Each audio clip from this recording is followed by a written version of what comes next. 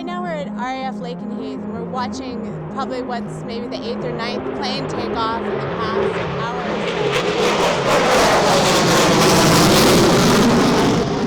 or so. Should Donald Trump be allowed to keep American military bases in the UK after his threats to take over Greenland and attack a NATO member? We need Greenland. It's so strategic.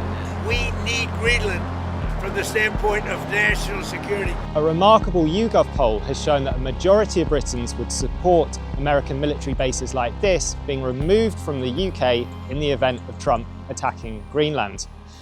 Now, I've travelled to a cluster of US bases in the south of England. This one's called RAF Lakenheath, where last year Donald Trump was allowed to transport nuclear warheads to Britain under great secrecy, and they're believed to be stored here now. While I've been here today, we've seen F-35 fighter jets taking off almost constantly, and local plane spotters have said that this appears to be unusual levels of activity at this base, possibly ahead of an attack in Greenland or even in Iran.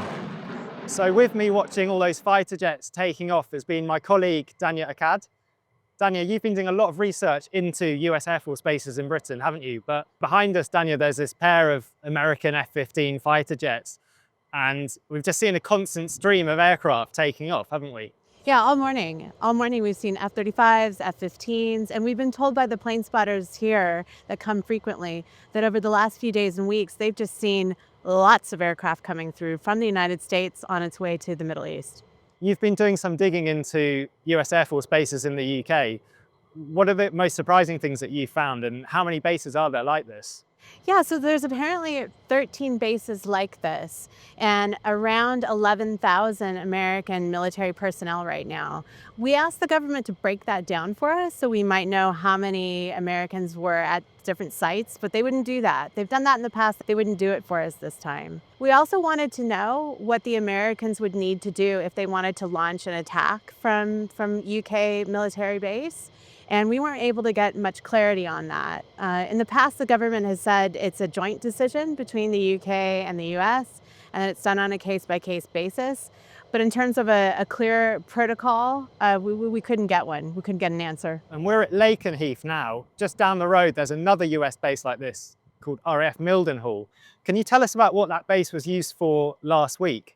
Yeah, so last Friday, there were 3 F-35 Adirs, which are F-35s that are modified specifically for Israel, that flew into Mildenhall. They were there for a couple of days, and then on Sunday, they flew to Nevatim Air Base, which was their final stop. This raised questions because in September 2024, when Labour first came to power, they suspended around 30 arms licenses to Israel because there were concerns that those weapons could be used. There was clear risk that those weapons could be used in Gaza to harm civilians and in violation of international humanitarian law. And one of those bans was on the direct export of components of F-35s to Israel. So we now have these 3 F-35s turning up at Mildenhall, then going directly on to Israel. So our question for the government was, how does that square with the ban on the direct export of components? Our understanding is there's some sort of part of the export code that allows for airplanes like that to transit through. And so it doesn't violate the ban. But campaigners that we talk to feel that it violates the spirit of the ban. And the base for it now, Lakenheath, seems like a major hub for the US Air Force in Europe. Do you think Trump would ever agree to remove forces from here, even if the UK wanted to? I mean, it's hard to know what Trump will do on any given day, but I would imagine not. Given his reaction to the Chagos Islands and the loss of Diego Garcia, given his sense that he's going to take Greenland one way or the other, I don't think he wants to give up any military bases anywhere at this point. And while public opinion in Britain is shifting very rapidly, there are veteran peace activists who've been campaigning for decades to get rid of bases like this, aren't there? Yeah, absolutely. And we met with Peter Lux earlier. And to be honest, a couple of weeks ago, probably for a lot of British people, this felt like a niche kind of lefty issue. And actually, just in the past week or so, we've got politicians that are actually questioning, should we expel U.S. military personnel from UK bases? It's becoming part of the mainstream conversation. Yeah, it's incredible to see the views of politicians like Zach Polanski, the leader of the Green Party, and the kind of anti-nuclear movement suddenly being thrust into the mainstream.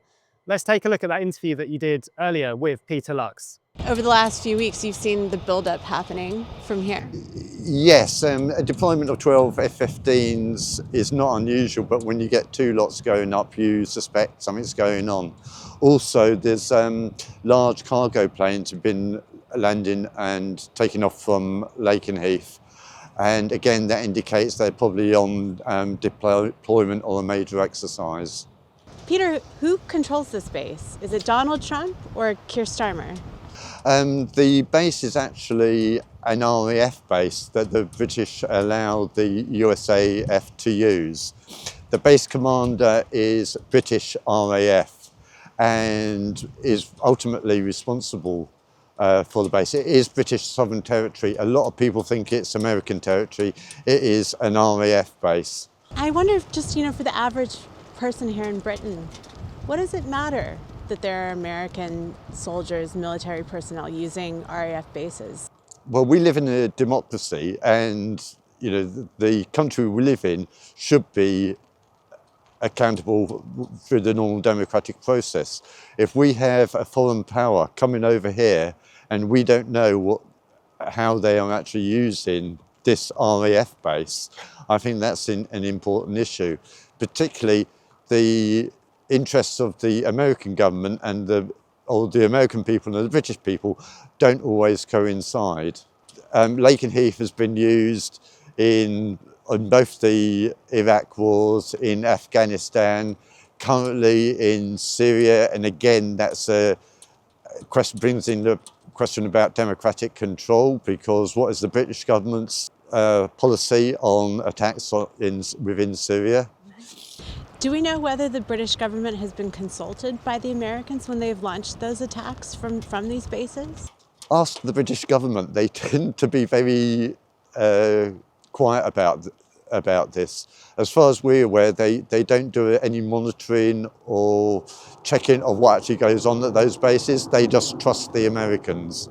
Okay, here we've got another plane coming over. This looks like another F-35. Is that about right? Let's see.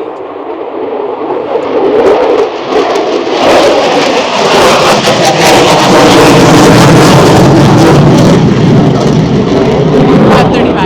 Yeah. Wow. Where do you think those guys are going?